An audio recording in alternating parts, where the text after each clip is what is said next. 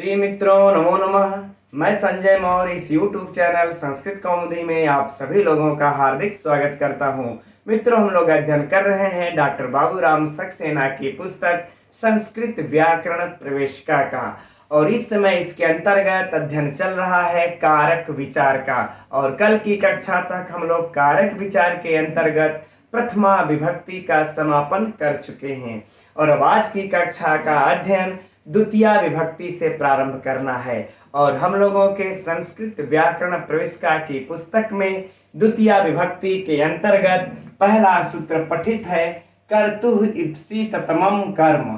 ठीक, तो इस सूत्र से अध्ययन प्रारंभ करना है। आप सभी लोग अपनी नोट्स और अपनी पुस्तक लेकर के बैठ जाइए। मित्रों, आप लोग नोट्स देखिए, अवश्य ही बनाइए, क्योंकि आप लोग जैसे नोट्स की डिमांड करते हैं पीडीएफ की, तो मेरे पास मित्रों नहीं है। जो कुछ भी है बस यहाँ है ना।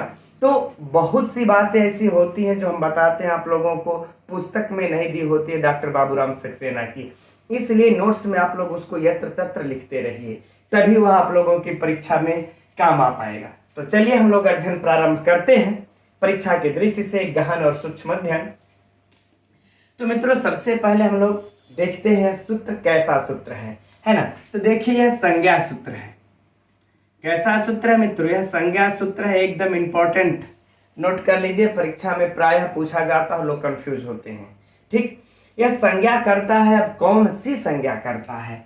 तो मित्रों, यह कौन सी संज्ञा करता है? कर्म संज्ञा करता है। अब किसकी कर्म संज्ञा करता है? संज्ञा सूत्र है तो कौन संज्ञा करता है? कर्म संज्ञा करता है। तो प्रश्न चिन्ह खड़ा होता है कि कौन सी किसकी कर्म संज्ञा करता है। तब आइए सूत्र में चलते हैं हम लोग मित्रों। सूत्र में देखते हैं। देखिए, कर्तुः ईप्सिततमं कर्म। ठीक, तो कर्तुः मित्रों क्या है? षष्ठी विभक्ति एक वचन, ईप्सिततमं षष्ठी विभक्ति एक वचन, अरे प्रथमा विभक्ति एक वचन। ठीक, चलिए, यहाँ पर विशिष्ट विभक्ति का कोई विशिष्ट प्रयोग नहीं है, बस कर्ता का। षष्ठी है तो कर्ता का, कर्तुः अर्थात कर्ता का।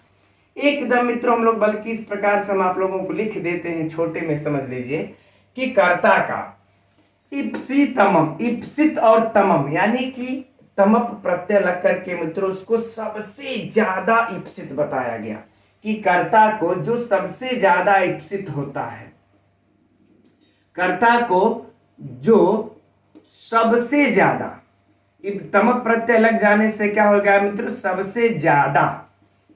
ठीक, क्या होता है? ईप्सित होता है, या जिसको सबसे ज्यादा चाहता है। कर्ता को जो सबसे ज्यादा क्या होता है? ईप्सित। ठीक, ईप्सित होता है, वह उसकी क्या होती है? कर्म अर्थात कर्म संज्ञा होती है उसको कर्म कहते हैं। सीधा सीधा हो गया कि कर्ता को जो सबसे ज्यादा ईप्सित होता है, कर्ता जिसको सबसे ज्यादा चाहता है, उसी की कर्म संज्ञा होती है। अब इसमें हम लोग उदाहरण देखेंगे मित्रों, है ना, कि कर्ता पद यहाँ पर सूत्र में क्यों आया और यह तमप प्रत्यय यहाँ पर सूत्र में क्यों लगाए। अगर ईप्सित कह देते यहाँ पर, है ना, यह तमप प्रत्यय यहाँ पर क्यों लगाए हैं? क्या ईप्सित कह देते तो काम नहीं चल जाता क्या इनका? तो हम लोग इस कर्ता का उदाहरण और ईप्सित का उदाहरण देख करके तब आगे बढ़ेंगे। ठीक, तो प्रश्न उठता है मित्रों यहाँ पर कि कर्तुः किम, है ना। यहाँ पर अब समझते हैं कि कर्तुः किम, कर्ता को क्यों कहे, कि कर्ता को कब से सबसे ज्यादा ईप्सित हो। बस इतना ही कह दिए होते, ईप्सिततमं कर्म, तो भी क्या काम चल सकता था कि नहीं। तो मित्रों, हम सभी लोग जानते हैं इस बात को कि जो भी सूत्रकार होते हैं, एक भी सूत्र में अगर समझ लीजिए फालतू अक्षर नहीं लिखते हैं। अगर वो अपना सूत्र जब बना रहे होते हैं तो कहते हैं, जब बचा लेते हैं तो पुत्र जन्म पुत्रोत्सव के समान हुआ, उत्साह मनाते हैं, उल्लास करते हैं। ठीक, तो स्वाभाविक सी बात है, कोई अक्षर इसमें फालतू नहीं होगा। तो कर्तुः किम देखते हैं उदाहरण। यदि हम ऐसा नहीं कहते तो इस उदाहरण को देखते हैं मित्रों। मासेषु, कल भी इसकी चर्चा हुई थी, लेकिन कोई बात नहीं, आज दूसरे परिप्रेक्ष्य में इसकी चर्चा होगी, है ना, कि मासेषु हम अलग अलग करके लिख दे रहे हैं। मासेषु अश्वम बध्नाति, अश्वम बध्नाति। ठीक, अब देखिए इसकी हिंदी भी हम आप लोगों को लिख देते हैं। हिंदी भी लिखेंगे तो ही समझ में आएगा। मासेषु अर्थात उड़द, मास माने क्या होता है मित्रों, उड़द, यहाँ पर सप्तमी है तो क्या हो जाएगा, उड़द के खेत में, है ना, उड़द के खेत में। ठीक। अश्वम अर्थात घोड़े को, घोड़े को, और बध्नाति अर्थात बांधता है ना, बांधता है। ठीक। उड़द के खेत में घोड़े को बांधता है। कर्ता कोई नहीं है मित्रों, चलिए हम लोग कुछ एक कर्ता भी रख लेते हैं, देवदत्त, देवदत्त कर्ता रख लेते हैं। चलिए यहां पर हम लोग देवदत्त लगा लेते हैं, देवदत्त। अब देखिए, अब कह रहे हैं, अब यहां पर हम लोग समझिए, यह जो उड़द का खेत दिख रहा है ना, कि मासेषु, उड़द के खेत में घोड़े को बांधता है, तो यहां पर देखिए यह घोड़ा क्या है मित्रों, यह कर्म है, यह घोड़ा क्या है, कर्म है। ठीक। और देवदत्त क्या है, कर्ता है, देवदत्त क्या है, कर्ता। और इस कर्ता को अर्थात इस देवदत्त को जो कर्ता है, इसको क्या इप्सित क्या है, इसको इप्सितम, इप्सित क्या है, तो कह रहे इसको इप्सित है घोड़े को बांधना, है ना, घोड़े को बांधना, घोड़ा इसको इप्सित है कि घोड़े को हम बांधते हैं। ठीक। अब यह घोड़े को इप्सित है उड़द का खेत, कि काश हमारा मालिक इसी उड़द के खेत में बांध देता ना, तो हम बड़ा बढ़िया से उड़द खाते। तो यह जो है घोड़े को इप्सित होगा उड़द का खेत, जबकि देवदत्त अर्थात कर्ता को यह घोड़ा इप्सित है। इस तरह समझिए, कर्ता को कौन इप्सित है, घोड़ा। अब देखिए, और घोड़े को इप्सित कौन है, यह उड़द का खेत, यह घोड़े को इप्सित है। आगे बातें समझ में। अब सुनिए जरा ध्यान से, इसको अच्छे से लिख लेते हैं। यह इप्सित हो गया। अगर जरा सोचिए कि यदि अगर यह नहीं कहते कि कर्ता का जो इप्सित हो उसी को जो है कि कर्म संज्ञा होगी, तो यहां पर देखिए घोड़ा है ना, यह घोड़े को इप्सित है, तो इस उड़द के खेत के भी कर्म संज्ञा हो जाती। बात को समझे कि नहीं, फिर से समझाने का हम प्रयत्न करते हैं कि देखिए कर्ता को, अगर यहां पर कर्ता इस पद को नहीं लाते इस सूत्र में, तो क्या इनको घाटा होता। बस सीधा सीधा यदि कह देते कि इप्सितमम की कर्म संज्ञा हो, तो इप्सितमम की कर्म संज्ञा हो, तो यहां पर मित्रों हमको दिख रहा है जो सटीक में, अब ऐसे समझिए, यह रहा देवदत्त, और यह रहा जो है कि घोड़ा, और यह रहा जो है कि उड़द, है ना।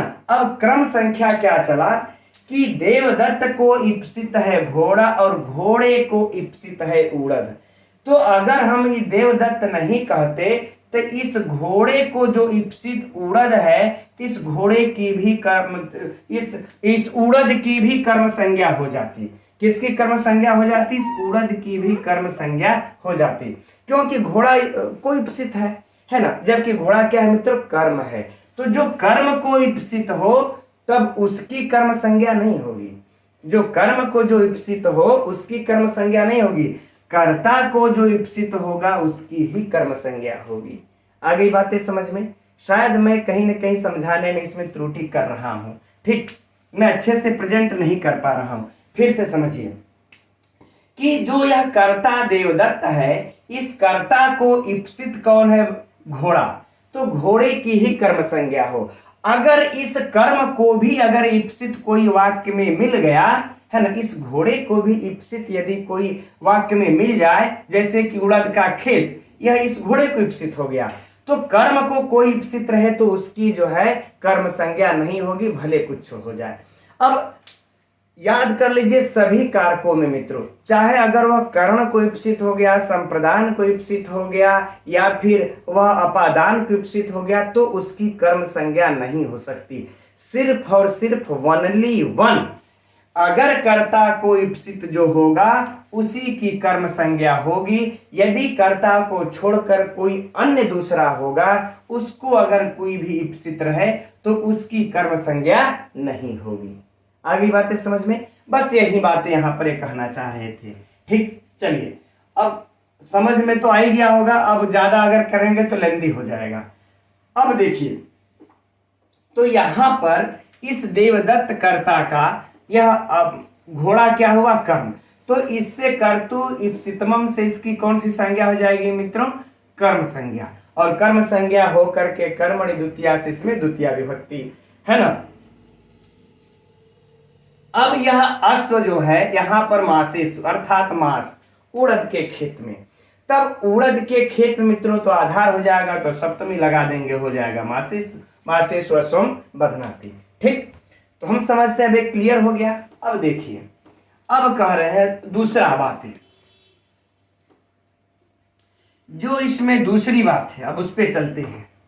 अब दूसरी बात यह कह रहे हैं कि इप्सितमम, अगर कहीं इप्सितमम, ये जो बातें कह रहे हैं इप्सितमम, है ना, यह इन्होंने ऐसा क्यों कहा। अगर इप्सित कह देते सिर्फ वनली वन इप्सित तो क्या नहीं चल जाता क्या, ये तमप प्रत्यय लगाना कोई जरूरी था कि सबसे ज्यादा। तो इसके प्रत्यय उदाहरण में देते हैं मित्रों, लिखते हैं, है ना, कि पैसा ओदनम भूंगते, पैसा ओदनम भूंगते। ठीक, यह इन्होंने लिखा इसके में उदाहरण में कि पैसा अर्थात दूध से ओदनम अर्थात भात भूंगते खाता है, दूध से भात खाता है ना। मान लेते हैं फिर कोई कर्ता रख लेंगे हम लोग देवदत्त, कि देवदत्त दूध से भात खाता है ना। अब देखिए, अब इप्सित देवदत्त देखिए क्या खा रहा है, यह भात भी खा रहा है, दूध भी खा रहा है, दोनों खा रहा है। इसका तात्पर्य यह हुआ कि देवदत्त को भात भी इप्सित है और दूध भी इप्सित है ना।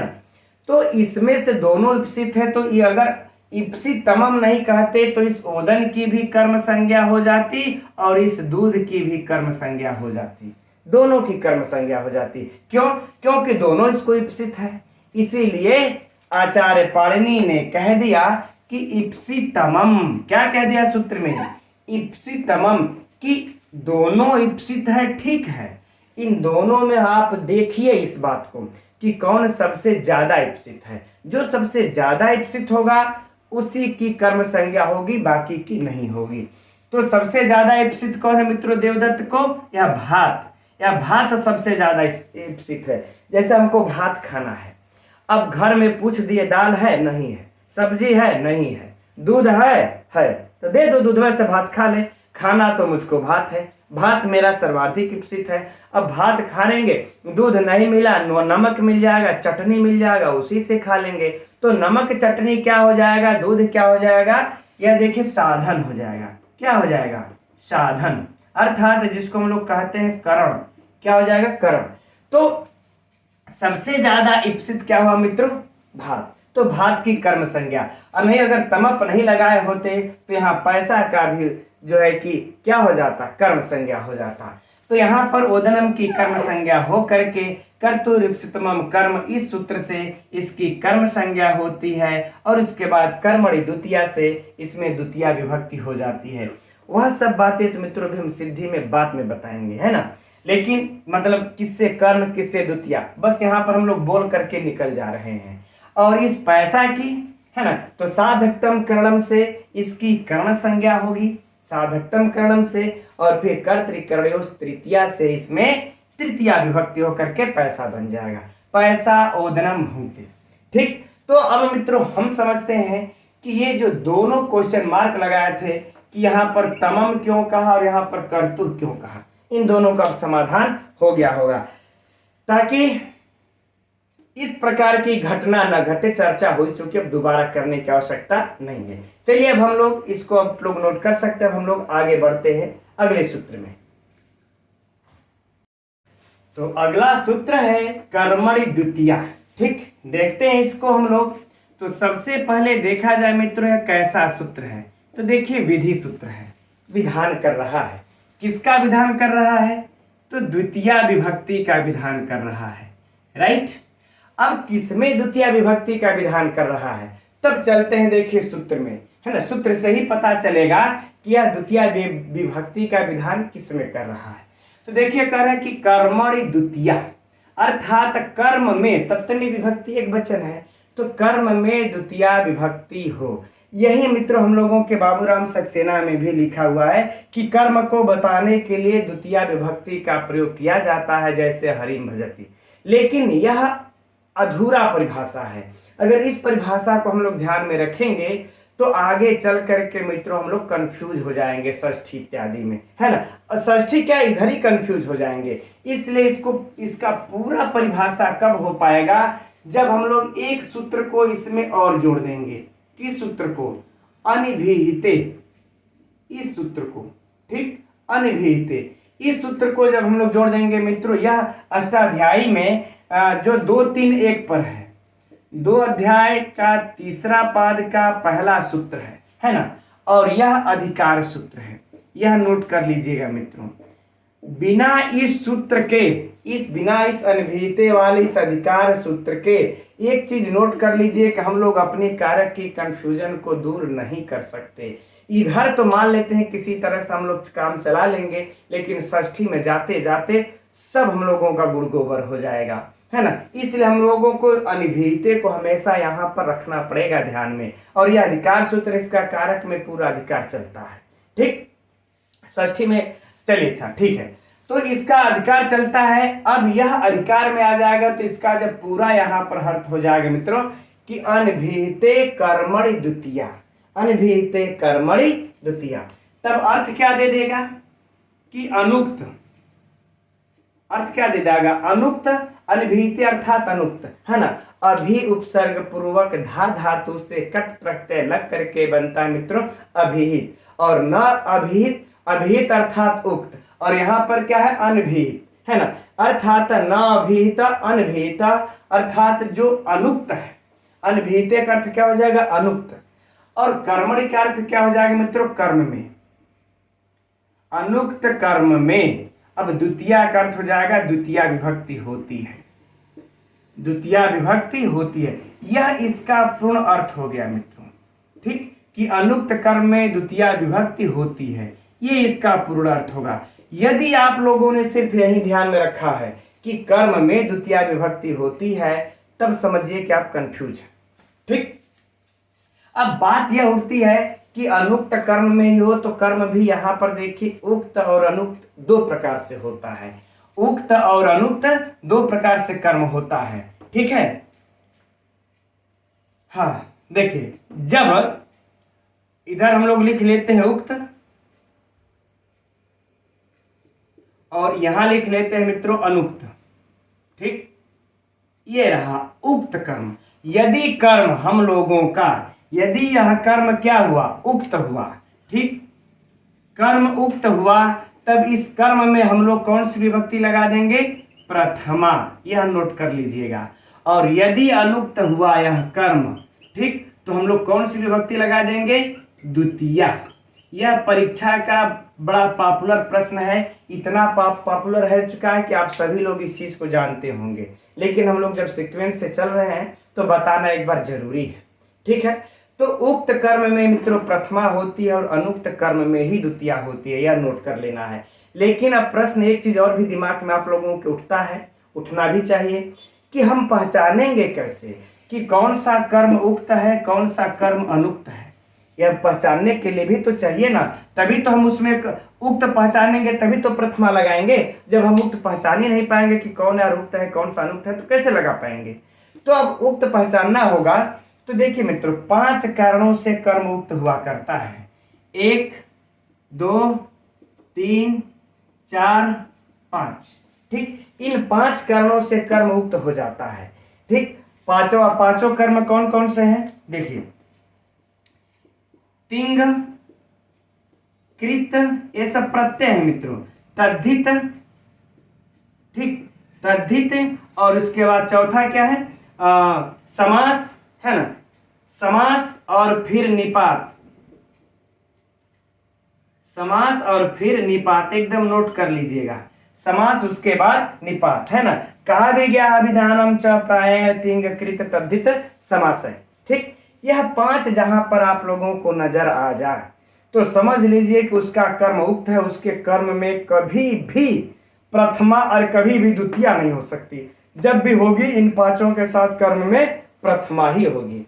अब एक उदाहरण मित्रों इसका पांचों लोगों के क्या एक भी यहाँ पर बाबूराम सक्सेना में नहीं दिया है ना। यद्यपि अगर पांचों का देखेंगे हम लोग तो लंबा जाएगा और आप लोगों के दिमाग में भी आ जाएगा पढ़ना है क्या और सर पढ़ाने लगे क्या, ठीक।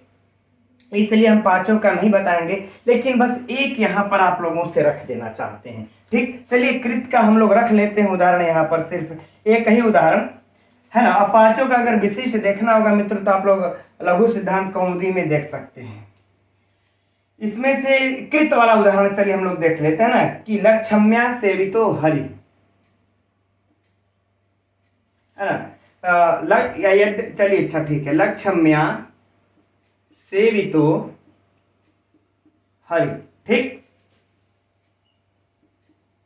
यह रहा लक्ष्मी के द्वारा सेवित हरि, है ना, लक्ष्मी के द्वारा सेवित हरि, ठीक। अब जरा बताइए लक्ष्मी को इष्ट क्या है। अब एकदम इष्टतम की बात कर रहे हैं। अभी हम लोगों ने पढ़ा है कि कर्ता को जो सबसे इष्ट होता है उसकी कर्म संज्ञा हो जाती है। अब इसी मुद्दे पर चर्चा करते हैं मित्रों हम लोग। देखिए यहां पर लक्ष्मी क्या है, कर्ता, और यह क्या है, कर्म, ठीक। क्यों कर्म हुआ, क्योंकि लक्ष्मी को सबसे ज्यादा अपने इस क्रिया सेवा के द्वारा सबसे ज्यादा इष्टतम जो है, इप्सित जो है वह है हरि। तो हरि की कर्म संज्ञा हो गई, नो डाउट।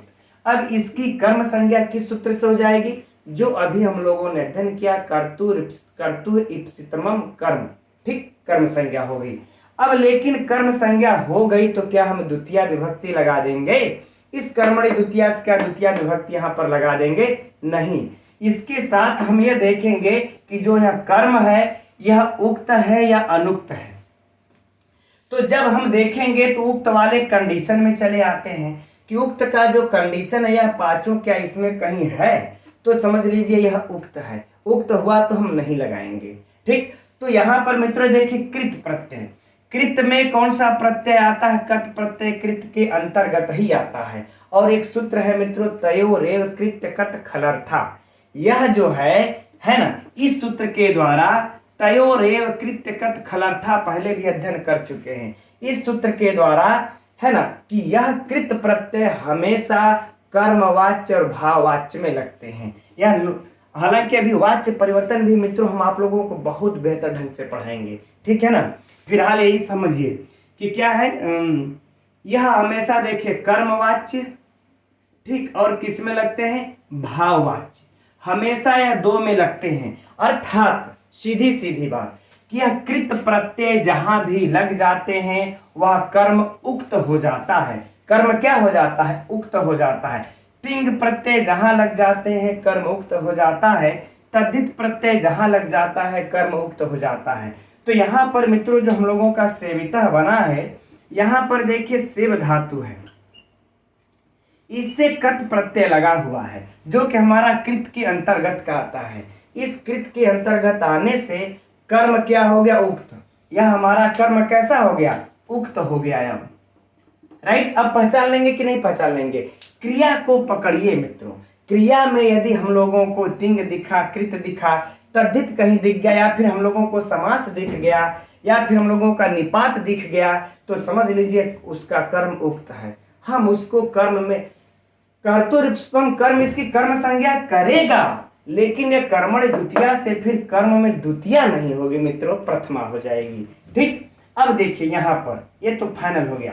तो यहां पर अब कर्ता में अब अच्छा कर्म उक्त हो गया तो यह कर्ता क्या हो जाएगा मित्रों, अनुक्त हो जाएगा।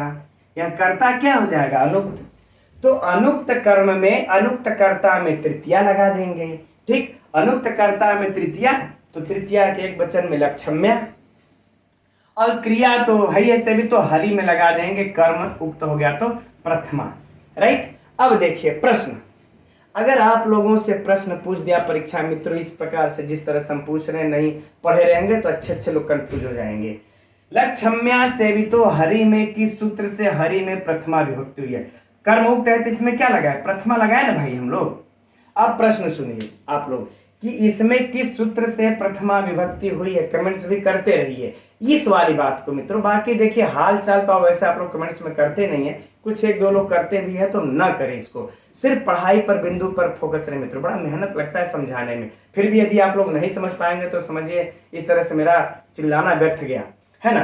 तो जरा बताइए इसमें हरि में किस सूत्र से प्रथमा विभक्ति हुई है। तो हरि मित्रों जो प्रथमा विभक्ति हुई है वह प्रातिपदिकार्थ लिंग परिमाण वचन मात्रे प्रथमा से हुई है। आगे बातें समझ में। अब किस अर्थ में हुई है तो कह रहे प्रातिपदिकार्थ अर्थ में, प्रातिपदिकार्थ अर्थ में, इस प्रातिपदिकार्थ अर्थ में है ना, इसमें प्रथमा विभक्ति हो गई हरि में, राइट। अब यहां पर लक्षम्या में कर्ता में जो लक्षम्या हुआ है तो पहले तो इसकी जो है कि कर्तृकर्णयोस तृतीया से, किससे तृतीया हो जाएगी, कर्तृकर्णयोस तृतीया से मित्रों इसमें तृतीया विभक्ति हो जाएगी। आगे बातें समझ में, ठीक। तो ये वाली बातें मित्रों हम लोगों को नोट करनी पड़ेगी। ये चीज अगर नहीं दिमाग में बैठा रहेंगे उक्त अनुक्त तो समझिए कि फेल, ठीक। अब सुनिए, अब हम समझते हो गया होगा, स्क्रीनशॉट लेना होगा तो आप लोग ले सकते हैं इसका इस प्रकार से, वैसे विशिष्ट कुछ है नहीं, ठीक। अब आगे बढ़ते हैं। अब यहां पर अगर देख लीजिए, अब यहीं पर एक चीज इसको भी नोट कर लीजिए आप लोग उसी के आगे, ताकि समझने में आवश्यकता रहे। अगर उक्त कर्म है तो ये हो गया।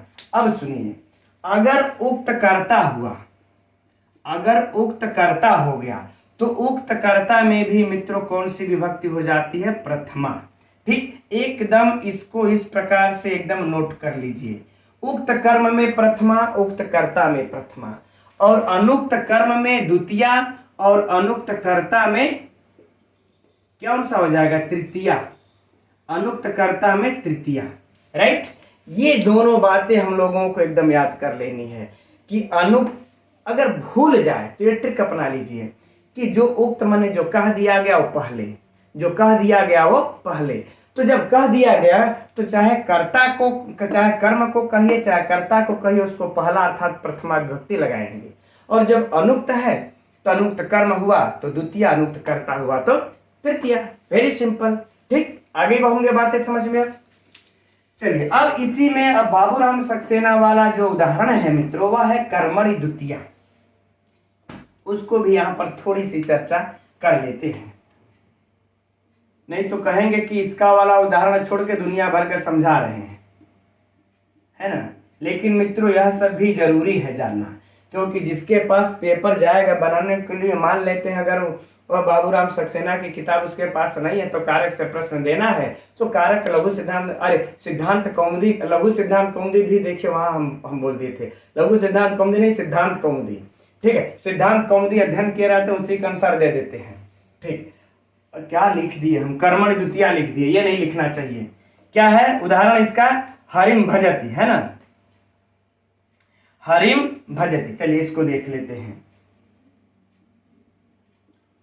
जब बात करते रहते हैं मित्रों तो कभी कभी ध्यान इधर उधर चला जाता है, कहने को लिखते कुछ है बोल देते कुछ है ना। आप लोग टाइपिंग में भी देखते हैं कभी कभी मिस्टेक हो ही जाती है, उस सबको थोड़ा सा आप लोग इग्नोर कीजिएगा, ऐसा नहीं कि चलिए अच्छा ठीक है। हरिम भजति, हरि को भजता है। अब ये भजति वाला मित्रों जो सिस्टम है इसमें जरा बताइए, जो हम लोग पांचों भी हम लोग देखे थे, तिंग कृत तद्धित, उस प्रकार से क्या इसमें कोई है क्या, नहीं। यहाँ पर भजति देखिए, यहाँ पर कर्म हमारा अनुक्त है और अनुक्त कर्म में इसमें कर्मणि द्वितीया से द्वितीया विभक्ति हुई है, कर्मणि द्वितीया से द्वितीया विभक्ति, और कर्तुर है ना कर्मणि द्वितीया से।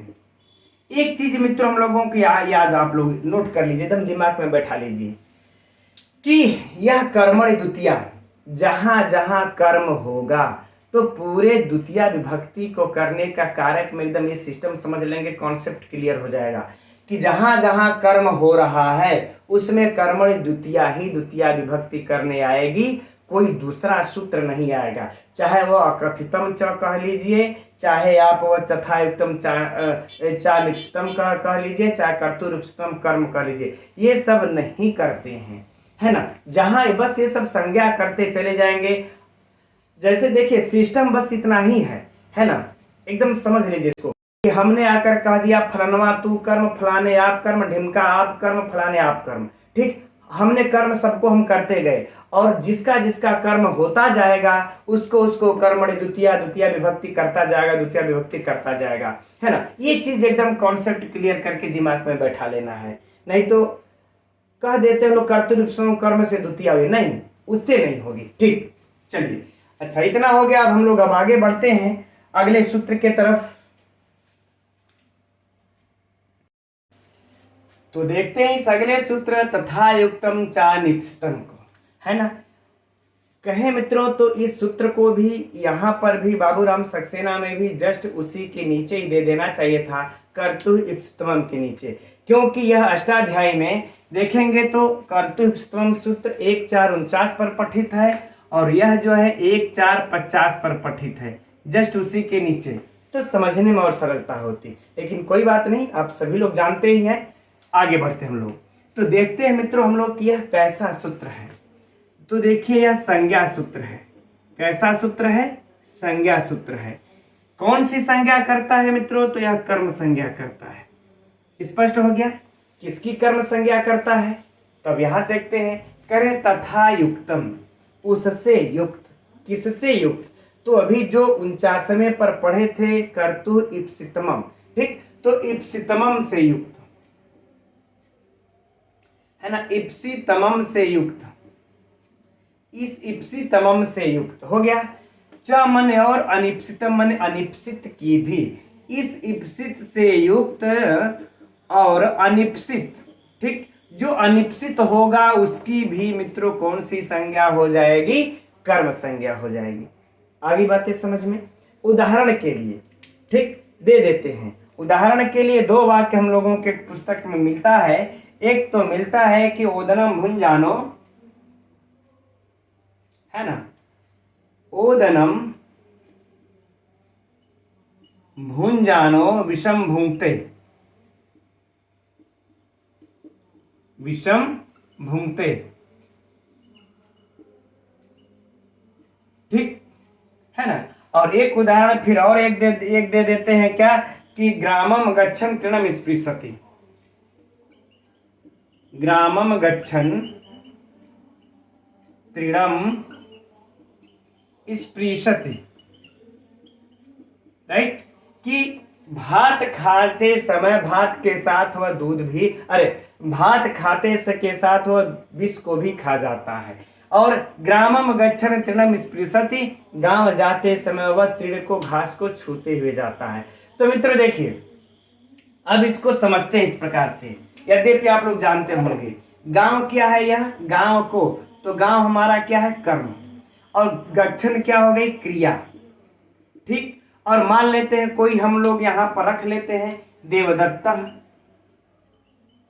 ठीक, देवदत्त, कि देवदत्त गांव जाते समय घास को भी छूता है, तो तृणम। अब देखिए इसका मुख्य काम क्या है? कर्म क्या है? गांव को जाना, गांव को जाना इसका मुख्य कर्म है और यही सबसे ज्यादा इप्सित है।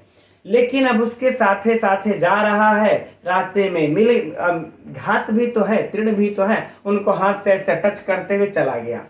तो वो जो उसको घास को टच किया, घास को स्पर्श किया, वह उसकी अनिप्सित क्रिया हुई, वह इच्छित नहीं है ना, वह इच्छित नहीं है, अनिप्सित क्रिया है। और कैसी है?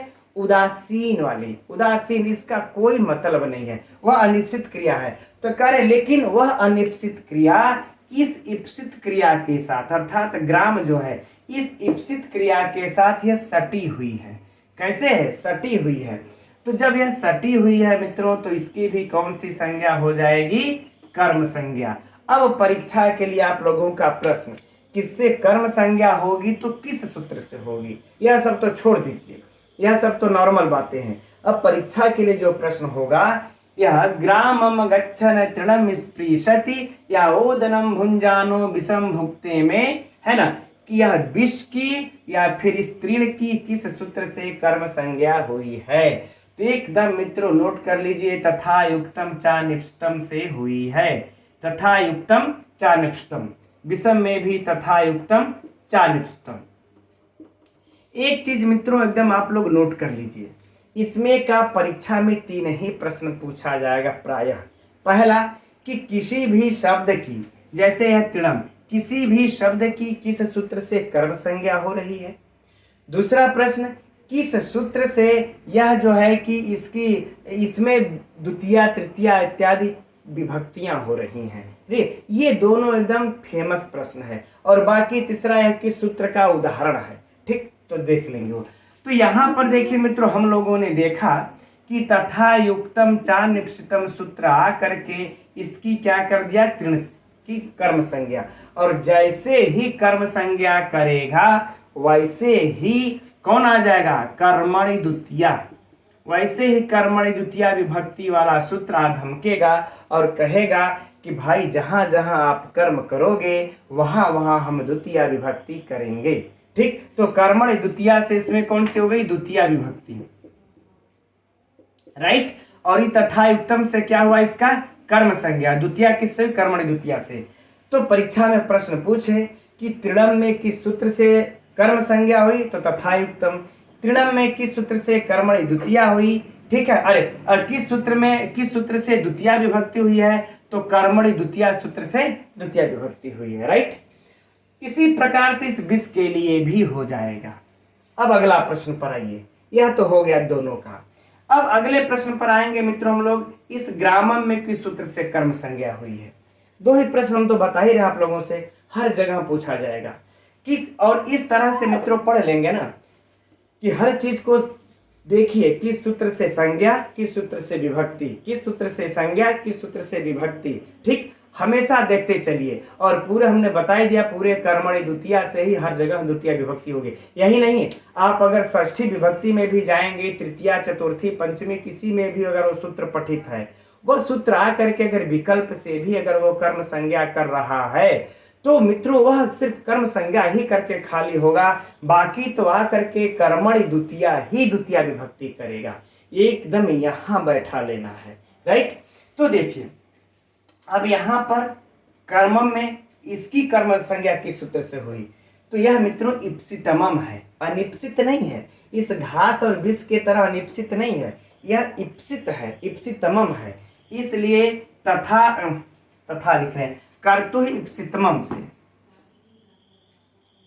कर्तु इप्सितमम सूत्र से मित्रों इसकी कर्म संज्ञा हो जाएगी। और जब कर्म संज्ञा हो जाएगी तो फिर कर्मणि द्वितीया सूत्र आकर के इसमें द्वितीया विभक्ति का विधान कर देगा, राइट।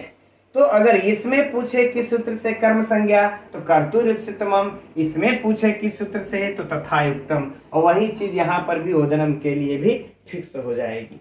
यही मित्रों इससे पूछेगा प्रश्न, इससे ज्यादा बाहर वो नहीं जा सकते, राइट। हाँ, एक चीज और है एक्स्ट्रा जानकारी के लिए कि इप्सित और अनिप्सित को ये जो भर्तृहरि कवि ने है इसको 7 प्रकार का माना है ना। इप्सित और अनिप्सित को 7 प्रकार का माना है। कहते निवर्त, विकार, उदासीन, ईर्ष्या, द्वेष, इस प्रकार से करके 7 माने हैं। यह यद्यपि पूछेगा नहीं लेकिन जानकारी के लिए रखे रहिए। जैसे यहां पर देखिए यह जो आया है विष जो है द्वेष अर्थ में है। विष किस अर्थ में, द्वेष। भाई विष से सारे लोग द्वेष करते हैं ना, विष से सभी लोग द्वेष रखते हैं। तो द्वेष अर्थ में लेकिन भात के साथ लगा हुआ है तो खा गया। और यह जो है गांव जाते हुए छू रहा है, यह भी अनिप्सित है लेकिन यह उदासीन है, मन किया छुआ छुआ नहीं छुआ, तो यह उदासीन है। यहाँ पर द्वेष इसी प्रकार से 7 प्रकार के बताए हैं, ठीक है। कौन बताए हैं, वाक्य पदीय में भर्तृहरि ने बताया है, वो बात की बात है, वो नहीं पूछेगा। चलिए अब हम लोग आगे बढ़ते हैं अगले सूत्र के तरफ। तो अगला सूत्र है अकथितंच। अब आप लोग जान होंगे मित्रों कि यह कितना महत्वपूर्ण सूत्र है यह परीक्षा की दृष्टि से। अगर इसका गहन अध्ययन नहीं किए ना, सूक्ष्म अध्ययन, तो फिर अगर गहराई से प्रश्न पूछा तो हम लोग चूक जाएंगे। इसलिए परीक्षा में न चूके, इसलिए यहाँ पर सावधान रहना है। तो इसको देखते हैं मित्रों हम लोग। अब देखिए यह अष्टाध्यायी में 1, 4, 51 का सूत्र है, राइट। यानी कि 49, 50, 51। 49 पर रहा कर्तु इप्सितमम कर्म, 50 पे रहा तथा युक्तम चा निप्सितम और 51 पे रहा अकथितंच। तो यह भी मित्रों कैसा सूत्र है, संज्ञा सूत्र है। एकदम यह सब नोट करते चलिए। यह संज्ञा सूत्र अगर नहीं आप लोगों के उसमें नहीं दिया है बाबूराम सक्सेना में समन्वय लिखते चलिए, क्योंकि पूछ देता है निम्न में से कौन संज्ञा सूत्र है, या इसका किस सूत्र से संज्ञा सूत्र हुआ है, किससे संज्ञा सूत्र हुआ है, तो बड़ा जरूरी है। किसकी कौन सी संज्ञा करता है मित्रों, यह भी कर्म संज्ञा करता है। किसकी करता है, अब कंडीशन के लिए तो यह देखिए श्लोक है, मैंने थोड़ा सा अलग अलग लिख दिया है ताकि इसी से हम लोगों को समझने में आसानी हो और उदाहरण भी हम लोग कर लेंगे हल। ठीक, तो देखिए किसकी होती है, तो कहते हैं यह अकथितंच, अर्थात जो अकथित है उसकी कर्म संज्ञा होती है। अब अकथित कहने का तात्पर्य मित्रों कि जब वक्ता की, पहले बात को समझ लीजिएगा, कि जब वक्ता की अपादान आदि किसी कारक में कहने की इच्छा न हो तब वह अकथित कहा जाता है। आगे बातें समझ में है ना। मान लेते हैं कहीं पर अपादान में वहां अपादान की उपस्थिति है, संप्रदान की उपस्थिति है, करण की उपस्थिति है, अधिकरण की उपस्थिति है, लेकिन हमारी इच्छा नहीं है इसमें कहने की, तो वह क्या हो गया, अकथित। हम नहीं कहेंगे उसको, अकथित हो गया। ऐसे अकथित की ही कर्म संज्ञा हो। आगे बातें समझ में, ऐसे अकथित की ही कर्म संज्ञा होगी। तो बात होगी कि ऐसे अकथित पाए कहाँ जाएंगे, यह सिचुएशन क्रिएट कब होगी, तब मित्रों हम लोगों को यह जो है कि प्राप्त होता है ना। कहते हैं कि दो याच पच दंड रुद्धि प्रच ची ब्रू सास, है ना, सास जी मथ मुसाम। ठीक, जी मथ मुसाम, यह कितने हो गए, 12। ठीक, नोट कर लिया जाए, 1 2 3 4 5 6 7 8 9, ये रहा 10, ये रहा 11, ये रहा 12। इन 12 की और इसके बाद कहते हैं कि इन 12 की कर्मयुग स्याद अकथितम, यह अकथित कहे जाते हैं, है ना। अब आगे देखते हैं कि स्याद हो और उसके बाद करें नी ह्री कृष वहाम, यानी 4 ठो इधर, 1 2 3 4, है ना, नी ह्री कृष वहाम। अब ये चारों को अलग क्यों लिखे हैं मित्रों, यह तो हम लोगों को भी आगे आएगा ना, यह आगे इसका स्पष्ट ही होगा, यह मत यहीं पर पूछने लगेगा, नहीं तो जब हम इसको बताने लगेंगे तो बाकी इधर का पीछे छूटेगा, और आगे इसको पढ़ना ही है, तो वहीं पर इसको हम लोग देखेंगे कि यह 4 नेहरी कृष्णवाहम को अलग क्यों, 12 को अलग क्यों लिखे हैं। फिलहाल यह जानिए यहाँ पर 12 धन 4 बराबर क्या हो गया मित्रों, 16। यह 16 धातुएं जो है देखिए द्विकर्मक होती हैं। क्या होती हैं, द्विकर्मक। यहाँ पर एक चीज और जानिएगा, यह सिर्फ 16 धातु नहीं, इसके अर्थ में यदि कोई और भी आएंगे तो वह भी द्विकर्मक होती हैं। अगर ची के अर्थ में कोई और जितने भी धातु होंगे मित्रों वह सब के सब द्विकर्मक हो जाएंगी। ठीक, तो यह 16 धातु और इनके अर्थ में आने वाली जो भी होंगे द्विकर्मक होंगे। और जब दोनों कर्म होंगे तो एक कर्म को तो कर्म में गया जो प्रधान कर्म होगा, लेकिन जो दूसरा होगा वह किसी और में जाएगा, अर्थात अपादान आदि में। हमको इच्छा नहीं है कि हम उसको अपादान में बोले, हमारी इच्छा नहीं है कि उसको हम संप्रदान में बोले, अकथित हो जाएगा। और जैसे ही अकथित होगा वैसे ही अकथितंच सूत्र से इसकी कर्म संज्ञा हो जाएगी। अब मित्रों इसके उदाहरण देखिए, 16 के 16 उदाहरण हो जाएंगे। तो हम लोगों को ये समझ लीजिए 16 उदाहरण अध्ययन करने होंगे सूक्ष्मता से। क्यों, क्योंकि हर उदाहरण में से क्यों चलेगा, अभी चलिए उदाहरण में हम बता देते हैं क्यों अध्ययन करना होगा, इस तरह से तो नहीं समझ में आएगा। तो चलिए हम लोग इस पहले का दुह का उदाहरण देखते हैं, दुह का। अब इसी से मित्रों अगर नहीं समझ में आया होगा तो बाकी सारी बातें स्पष्ट हो जाएंगी। उदाहरण हम लोगों का क्या है दुह का, करे गाम दुग्धि पय, गाम दुग्धि पय, यही उदाहरण है। अब अच्छा हिंदी भी इसका लिखते चलेंगे हम लोग, तभी मित्रों मुख्य से समझ में आएगा। यह गाय से दूध को दुहता है। ठीक, गाय से दूध को दुहता है, राइट, यह हो गया हम लोगों का हिंदी। अब देखिए यहां पर यह देखिए दो धातु दिख रही है ना, यह दो यानी कि यह दुहता है। ठीक है, तो यहां पर हम लोगों को दुग्धि पया, दूध को दुग्धि माने दुहता है। ठीक, तो यहाँ पर यह दो जो दो धातु हम लोगों को दिख रही है वह कैसी है, द्विकर्मक है। इसके दो कर्म होते हैं, एक तो हो गई है देखिए गाय और एक हो गया दूध, यह दोनों कर्म है। ठीक, ऐसे नोट कर लीजिए, यह भी कर्म यह भी कर्म है ना। लेकिन अब देखिए वह गाय से दूध को दूह रहा है ना, तो गाय से निकल रहा है, तो गाय क्या हो जाएगी यहाँ पर हम लोगों की, अपादान, उसी से निकल रही है। ठीक, लेकिन हमको गाय को उस अपादान में कहने की मेरी इच्छा नहीं है, हम नहीं बोलेंगे उसको अपादान में, तब कहते हैं तब यह गाय क्या हो जाएगा मित्रों, हम लोगों का अकथित हो जाएगा। यह क्या कहा जाएगा, अकथित, क्योंकि हमको नहीं कहना है उसको अपादान में, तो अकथित हो जाएगा। तब इस अकथित च से इस गाम की कर्म संज्ञा हो जाएगी। किस सूत्र से मित्रों, अकथितम च से इसकी कर्म संज्ञा हो जाएगी। ठीक, इसकी कर्म संज्ञा हो जाएगी। अच्छा, अब देखिए मान लेते कोई है देवदत्त है, वह गाय से दूध को दूह रहा है, तो उसको इप्सित क्या है, इप्सितमम क्या है, तो मित्रों उसको दूध, दूध क्या है, पय, दूध उसको सबसे ज्यादा इप्सित है ना। तो दूध जब सबसे ज्यादा इप्सित है तो यहाँ पर जो इसकी कर्म संज्ञा होगी वह कर्तुरिप्सितमम कर्म से होगी, यह नोट कर लीजिएगा, कर्तुरिप्सितमम कर्म से हो जाएगी। ठीक, इस कर्तुरिप्सितमम कर्म से इसकी कर्म संज्ञा होगी, क्योंकि सबसे ज्यादा इप्सित तो वही है, तो इसकी इससे हो जाएगी, और यह इसका प्रधान कर्म कहलाएगा, यह इसका प्रधान कर्म कहलाएगा। और इसको मित्रों हम लोग चाहे प्रधान कह लें और चाहे जो है कि मुख्य कह लें, बात एक ही होगा। और इसको हम लोग अप्रधान कर्म कहते हैं, अप्रधान कर्म कह लें चाहे गौण कर्म कह लें, बात एक ही होगा। ठीक, तो यहां पर कहता है कि जो अप्रधान कर्म होंगे, अप्रधान जो गौण कर्म होंगे उन्हीं की अकथितम च से सिर्फ कर्म संज्ञा होगी, जो मुख्य कर्म होंगे प्रधान कर्म होंगे उनकी नहीं, है ना। उनकी तो कर्तु इप्सितमम से ही होगी, क्योंकि इप्सित गाय थोड़ा इप्सित है, उसको दूध इप्सित जाके फटाफट दूहने लगा, कौनो गाय हम दूह लेंगे। ठीक, तो एक जब उसको दूध इप्सित है तो यहाँ पर कर्तु इप्सितमम से, और जो अनिप्सित है अर्थात जो जिसको नहीं कहा गया, अनिप्सित नहीं, जिसको नहीं कहा गया उसकी अकथितम च से। अब देखिए, अब यहां पर मित्रों हम लोगों को अब प्रश्न जो पूछा जाएगा एक चीज, ठीक, तो ध्यान में रखना है, जो प्रश्न पूछा जाएगा इसको ध्यान में रखिए कि यहां पर पयः में किस सूत्र से कर्म संज्ञा हुई है, तो कर्तु इप्सितमम से कर्म संज्ञा हुई है।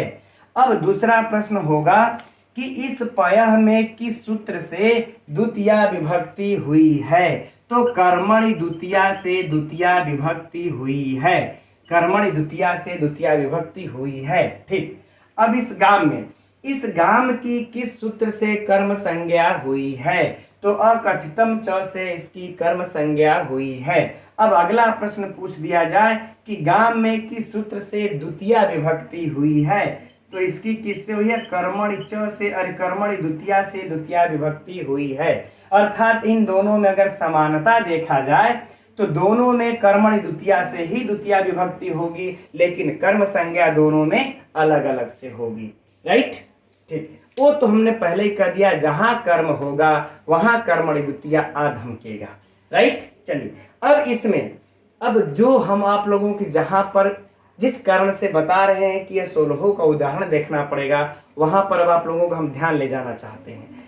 अगर यह पूछ दिया जाए गाम में जो है यह किसमें अविवक्षित है, अविवक्षित या प्रधान गौण कुछ भी कह ले, यह किसकी अविवक्षा में इसकी कर्म संज्ञा हुई है ना, किसकी अविवक्षा में, अर्थात हमारे उसमें कहने की इच्छा नहीं है, अकथित अप्रधान, या हम लोग यहाँ पर अविवक्षा भी लिख लें, कोई समस्या नहीं है, अविवक्षा है ना, किसकी अविवक्षा में इसकी यहाँ पर कर्म संज्ञा हुई है, तो मित्रों एकदम नोट कर लीजिएगा, अपादान की अविवक्षा में। किसमें, अपादान की अविवक्षा में, क्योंकि गाय से दूध निकल रहा है तो वह अपादान हुआ, गाय से दूध को दूहता है, निकालता है, तो वह अपादान हुआ। हमारी अपादान में कहने की इच्छा नहीं थी, इसलिए अविवक्षा हुई। तो अविवक्षा किसकी हुई, तो अपादान की अविवक्षा हुई। और इसी तरह से मित्रों इन 16 का उदाहरण बनेगा, तो ये दोनों तरफ प्रश्नवाद मान लेते हैं सेम रहेगा, है ना। कर्तुरिप्सितमम से जो प्रधान कर्म होगा उसमें हम इससे लगाएंगे, जो गौण कर्म होगा हम अकथितम च से लगाते चलेंगे। लेकिन ये वाला बदलता जाएगा, किसी में अपादान के अभिवक्षा में, किसी में संप्रदान के अभिवक्षा में, किसी में कर्ण के अभिवक्षा में लगते जाएंगे। और जो इस तरह से अगर अध्ययन नहीं करेगा ना मित्रों, और अगर परीक्षा में पूछ दिया कि इसमें किसकी अभिवक्षा में हुआ है, बलिम याचते वसुधाम, इसमें किसकी अभिवक्षा में द्वितीय मतलब उसकी अकथितम च से उसकी कर्म संज्ञा हुई, तब गड़बड़ा जाएंगे। इसलिए 16 का बड़ा ध्यान से अध्ययन करना है, यही मैं कहना चाहता था। ठीक, अच्छा अब यहाँ पर देखिए एक बात और है कि पयः में इसमें यह भी पूछता है, यह उठा करके रख करके पंक्ति पूछ देगा, इसमें से प्रधान कर्म कौन है। तो प्रधान कर्म कौन है मित्रों, है ना, पयः, ये हमारा प्रधान कर्म है। ऑप्शन में दे देगा पयः दुग्धी दूध, अरे दूध दुहना और गाय दोनों दे देगा। ठीक, यह हो गई। अब अगर ये तो अपादान की मित्रों अभिवक्षा हुई। अब मान लेते हैं कोई वक्ता अगर उसको अपादान में कहना ही चाहता है, तब कहो भैया, क्या दिक्कत है, कहो। तो जब कहो तो यहाँ पर क्या हो जाएगा, गो, यहाँ पर क्या हम कर देंगे, गो। ठीक, यहाँ लिख लेते हैं, हम कर देंगे इसको, क्या कर देंगे मित्रों, गोह, गोह दोग्धिम पयः बना लेंगे। ठीक, इस तरह से हम बना लेंगे। कहो, यह अपादान में पंचमी में हो गया, कहने दो, यह भी सही है। जब हमारी अपादान में अभिवक्षा होगी तब जाकर कथितम च कर्म संज्ञा करके कर्मणि द्वितीया होगी। तो अगर पंचमी में कहेगा तो यह भी कह ले, नो डाउट। आगे बातें समझ मित्रों, यह तो चलिए अब अच्छा, चलिए एक उदाहरण और देख लेते हैं, फिर एक आध उदाहरण, उसके बाद कक्षा को आज समाप्त किया जाएगा। तो अब आगे इस याच वाले का उदाहरण देखते हैं, दूसरा ना। उदाहरण क्या है इसका, बलिम याचते वसुधाम। ठीक है ना, यही है। अर्थात विष्णु बलि से पृथ्वी को मांगते हैं, विष्णु बलि से पृथ्वी को मांगते हैं, चाहे देवदत्त है ना, देवदत्त बलिम याचते वसुधाम, बलि से पृथ्वी को मांगता है, बलि से पृथ्वी को मांगता है।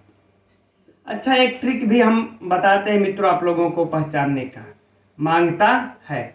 चलिए ये हो गया। अब देखिए यहाँ पर कोई भी करता हो, चाहे हम उसको देवदत्त को रखें, चाहे हम विष्णु को रख ले, कोई हमारे लिए फर्क नहीं पड़ता है ना, चाहे विष्णु को रख ले। ये इस कर्ता को सबसे ज्यादा इच्छित क्या है ना, वसुधाम इच्छित है। सबसे ज्यादा क्या इच्छित है, वसुधाम। तो यह मित्रों हम लोगों का क्या कर्म हो जाएगा, मुख्य कर्म। मुख्य कर्म कह लें चाहे प्रधान कर्म कह लें, किससे मांग रहा है, तो बलि से मांग रहा है।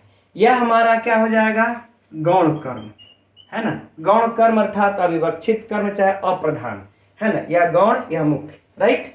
अब बस यह भी परीक्षा का प्रश्न होगा। अब हम लोगों को यहां पर यह पकड़ लेना है, जब मुख्य कर्म कौन है, वसुधाम, तो यहां पर किस सूत्र से द्वितीय विभक्ति हो जाएगी, अरे किस सूत्र से इसकी कर्म संज्ञा होगी, किस सूत्र से, है ना। जब मुख्य कर्म है तो कर्तु इप्सितमम कर्म से यहां पर इसकी कर्म संज्ञा हो जाएगी, और इसकी कर्म संज्ञा गौण है तो अकथितम च से इसकी कर्म संज्ञा हो जाएगी। यही सब मित्रों हम लोगों को ध्यान में देना है और ज्यादा कुछ नहीं। ठीक, अब देखिए इसकी, अब इसमें ये तो भी कर्म संज्ञा हो रही है। अब कर्म संज्ञा होने के बाद ही कर्मणि द्वितीया आएगी, तब कर्मणि द्वितीया से मित्रों, अब कर्मणि द्वितीया वाला सूत्र लगा देंगे तो यह कर्मणि द्वितीया से इसमें भी द्वितीय विभक्ति और इसमें भी द्वितीय विभक्ति, दोनों में, मुख्य कर्म में गौण कर्म में, दोनों में द्वितीय विभक्ति होगी। बस कर्म संज्ञा दोनों से अलग अलग सूत्रों से होगी। ठीक, अब बात आ जाती है कि किसकी अविवक्षा में, है ना, किसकी अविवक्षा में यहाँ पर इसकी कर्म संज्ञा हुई। तो मित्रों किसकी अविवक्षा में हुई, अपादान की अविवक्षा में, अपादान की अविवक्षा में। क्यों, अब देखिए इसी को हम बता रहे थे कि ट्रिक बता रहे, पहचानने का, कैसे पहचानिएगा। इसको हिंदी में जब लिख लेंगे ना पूरा पूरा, तो खुद ही जो है कि आप लोगों को समझ में आ जाएगा कि अपादान है कि करण है कि संप्रदान है कि अधिकरण है। है ना। देखिए, बलि से पृथ्वी को मांगता है, जब हम बलि से पृथ्वी को मांग लेंगे तो अलग हो जाएगी उससे, तो से का चिन्ह लगा, अलग होने में पंचमी होती है, पंचमी में अपादान होता है सीधे। और भी हम लोगों ने जो पहला उदाहरण भी देखा कि गाय से दूध को दूहता है, तो गाय से दूध को निकाला, तो गाय से जब दूध निकला तो ऐसे ही हो गया पंचमी अपादान। तो अपादान की विवक्षा में, बलि में अपादान की विवक्षा में मित्रों यहाँ पर इसकी कौन सी हो गई, अकथितम च से कर्म संज्ञा हो गई। बस यही यहाँ पर भी इसके प्रश्न हो जाएंगे मित्रों कि इसमें मुख्य कर्म कौन है, गौण कर्म कौन है, तो पहचान लिया। इस वसुधाम में किस सूत्र से कर्म संज्ञा हुई, कर्तु से, है ना। इसमें किस सूत्र से कर्म संज्ञा हुई, यह पहचान लिया। किसकी अविवक्षा में हुई, अपादान की, और किस सूत्र से द्वितीया हुई, तो कर्मणि द्वितीया से दोनों में द्वितीया हुई। याच है, द्विकर्मक है। अब बताइए कहीं कोई समस्या। अब मित्रों यह चलेगी थोड़ी सी लंबी और सबकी अविवक्षा में देखना है, तो बाकी हम अब अगली कक्षा में चार्ट बना करके समझा देंगे। अब आज की कक्षा में इतना ही तक रहने देते हैं। अब आप लोगों को जितना समझ में आया, कितना आप लोग कमेंट्स करके मित्रों अवश्य बताइए, और हो सके तो आप लोग देखिए निःशुल्क कक्षा है। जो भी आपके भाई बहन असमर्थ हैं फीस देने में, किसी कोचिंग संस्थानों में या बाहर जाकर के पढ़ने में असमर्थ हैं, उन लोगों तक भी इस वीडियो को अवश्य पहुंचा दीजिए, ताकि वो लोग भी अपना घर बैठे तैयारी कर सकें। ठीक, तो आज की कक्षा के लिए मित्रों इतना ही रहने देते हैं। जितना समझ में आता है कि नहीं मित्रों, आप लोग कमेंट्स अवश्य करते रहिए। कमेंट्स आपका हमारे लिए उत्साह, एनर्जी का कार्य करता है। ठीक है, तो अब कल मिलेंगे व्याकरण के साथ इसी समय 11 बजे। तब तक के लिए मित्रों नमो नमः।